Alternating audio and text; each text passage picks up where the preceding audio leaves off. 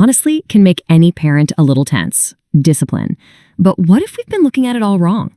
What if it's not about punishment at all, but teaching? Today, we're going to break down the architecture of a much more positive approach. Oh, you know the scene. You've all been there, the grocery store checkout. You're so close to freedom. And then, boom, a full-blown, on-the-floor meltdown over a candy bar. It's so stressful, right? So public. You feel like everyone is staring. And that single moment, it's the perfect example of why the way we handle discipline is so, so important. Okay, here's the thing that changes everything. The actual, literal meaning of the word discipline, it comes from Latin, and it means to teach. That's it. It's not about punishment. It's not about control. It's about teaching. Just letting that sink in for a second, that one little shift in perspective can completely change how we handle those tough moments.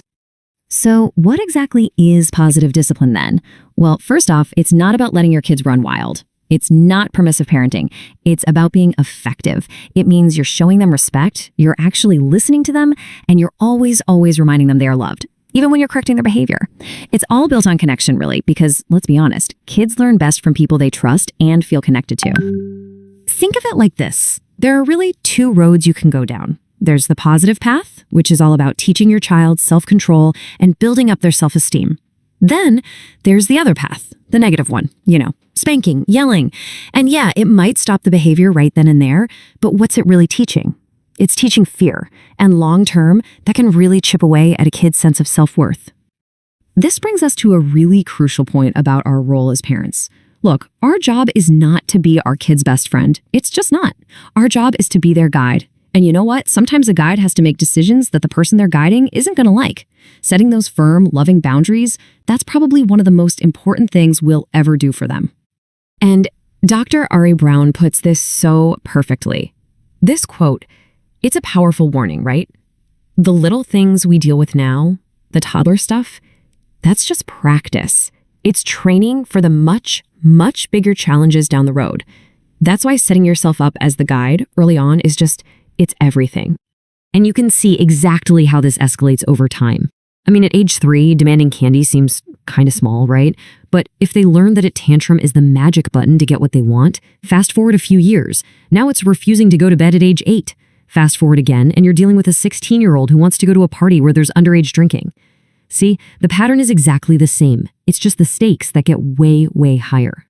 Okay, so this all sounds good in theory, but how do we actually do it? How do we become that guide?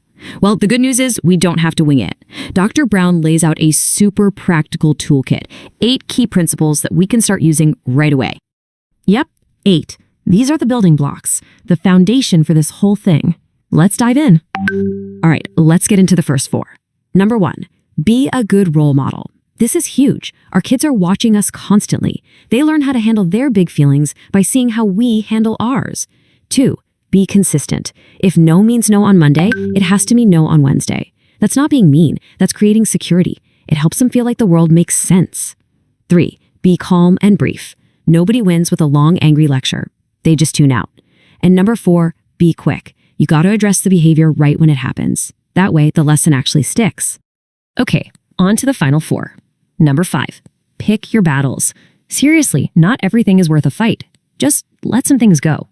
Number 6, be realistic. You can't expect a 2-year-old to sit quietly through a fancy dinner. That's setting them up to fail. So set reasonable expectations. Number 7, and oh man, this one is a game changer. Catch them being good.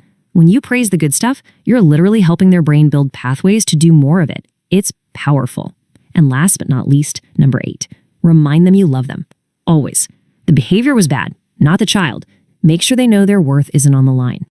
So we've got the 8 keys, we have the toolkit. Now let's see what this actually looks like in action. How do we take this from theory to practice, especially in one of those high-stress moments?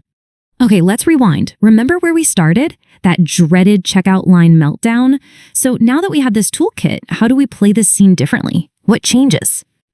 Well, the new approach starts before you even get in the store.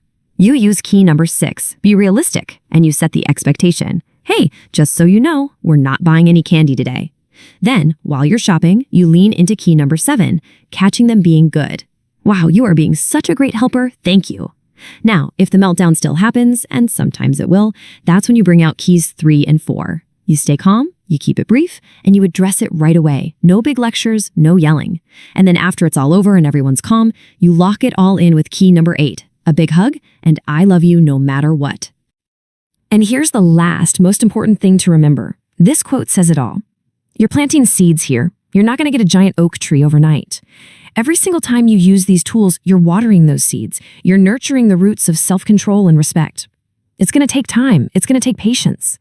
So really, the goal isn't just about stopping one tantrum today. It's about building a person who has the skills to not need one tomorrow.